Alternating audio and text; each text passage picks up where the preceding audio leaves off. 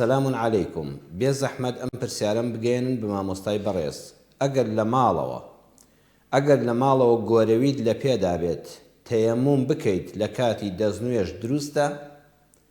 ئەمە پرسیارێکی جوانە و پرسیاری ئەو بەڕێزە لەوە چێ پرسیاری کۆمەڵە خەڵک بێ و بابەتەکە بابەتێکی شەرعیە لە کتێبە شەرعیەکاندا بە جوانی بۆ ئێمە ڕوون کراوەتەوە. کەواتە تەوەرەی ئەم جارەمان بەڕێزان باسی مەسحی سەر گۆرەوی دەکەین. لە وەڵامی ئەو بەڕێزەدا دەڵێم پرسیارەکەت لەگەڵ ئەو پەڕی ڕێز و خۆشەویستیمدا هەڵەیەکی تێدایە. فەرمووتە تەیەموم لەسەر گۆرەوی. تەیەموم لەسەر گۆرەوی ناکرێ. تەیەموم بابەتێکی تایبەتە. ئەو بابەتە لە شەرعا پێی دەڵێن مەسح عەلە الخوفەین، دەستهێنانی تەڕ بەسەر خوفدا. زمانی پێغەمبەر صلی الله علیه وسلم شتێک هەبووە لە ژێر پێڵاوە وەکو گۆرەوی ئێستا پیان وتووە خوف. بەڕێزان خوف شتێکە لە پێست دروست دەکرێت، لە پێستی ئاژەڵ دروست کراوە، بەڵام پێستێکی تەنکە. ئینسان دەتوانێت لە سەری بڕوە و کاتێک کە دەستی تەڕی پێدابێنی ئاودا نادا. ئەمە وەکو گۆرەوی ئەم سەردەمە ئەو کاتە پیان وتووە خوف، لە پێرکردنی تۆزێ قورسە و دانانەوەی قورسە. بۆیە لە شەرعا پێغەمبەر صلی الله علیه وسلم ئەمەی داهێناوە کاتێک کە ئینسان دەستنوێژی گرت و لە پێی کرد بۆ دەستنوێژی داهاتوو پێویست ناکە ئەم خوفەدا بنێتەوە. واتە ئەم گۆرەوی ئێستاش حکمی خوفی جەمانی قەدیمی پێدەدرێ، بەڵام وەکو دواتر بە چەند مەرجێک باسی دەکەین. ئەو کاتێک کە ئینسان دەستنوێژێکی پاک و پوختی گرت، لای زۆربەی زانایانی ئیسلام ئەبێ گۆرەویەکەت باباسی خوف نەکەین، چونکە ئێستا خوف نەماوە، ئەو پێستی قەدیم هەبوو، باباسی گۆرەوی بکەین، چونکە بابەتەکەمان ئەبێ سەردەمیانە بێ.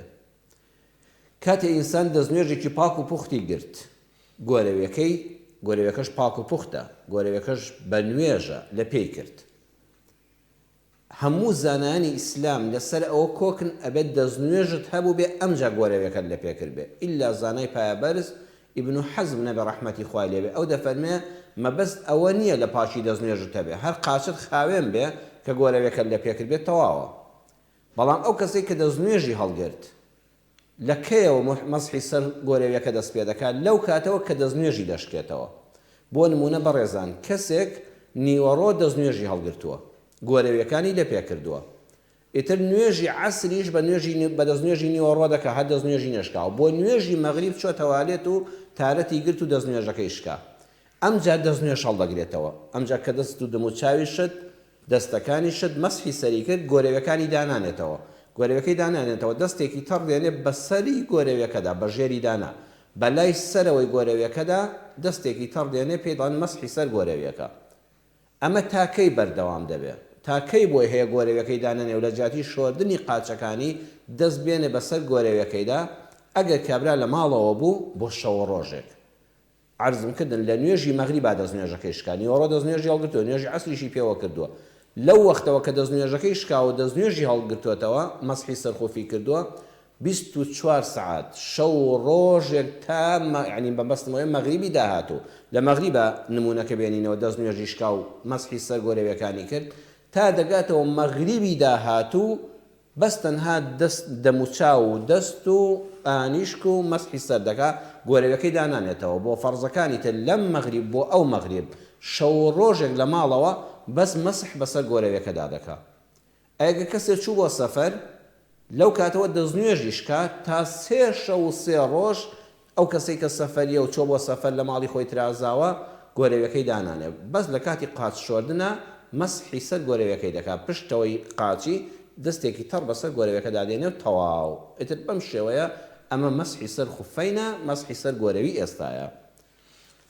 بۆ کەسێک کە لە ماڵەوەیە عەرزم کردن شەو ڕۆژێک، بۆ کەسێک کە سەفەریە 3 شەو و 3 ڕۆژ بۆی هەیە گۆرەویەکەی دانانێ مەسحی لەسەر بکە. بەڵام بە دوو مەرج. یەکەمیان بەڕێزان ئاگامان لێبێ هەموو گۆرەویەک ئەوە نایگرێتەوە، ئەبێ ئەو گۆرەویە ئەستور بێ، نابێ گۆرەوی تەنک بێ. ئێستا گۆرەوی هەیە شەفافە یافرەتان، گۆرەوی هەیە ئیکڕان پیاوان، یعنی ئەوەندە تەنکە دەستت بە حاڵ تەڕ بێ لە هەستەکەی یەکسەر پێستەکە تەڕ بوو. ئەو گۆرەویە هەرە تەنکە شەفافانە زۆر ڕوونن، ئەوانە بۆ مەسح نابن، ئەبێ گۆرەویەکە تەنک نەبێت. دووەمیان نابێت نیو گۆرەوی بێ. ئێستا بینیمە هەندێک گەنج شەی نیو گۆرەوی لە پێ دەکات، واتە نیوەی قاچی داپۆشیوە، گۆزنگەکانی قاپەڕەقەڵەکانی قاچی دا ناپۆشێ، گۆرەویەکە هەرەوەی بەحاڵ لە پاژنەی پێی تۆزی هاتۆ دەسەرەوە. ئەم نیو گۆرەویانە مەسحیان لەسەر ناکرێت.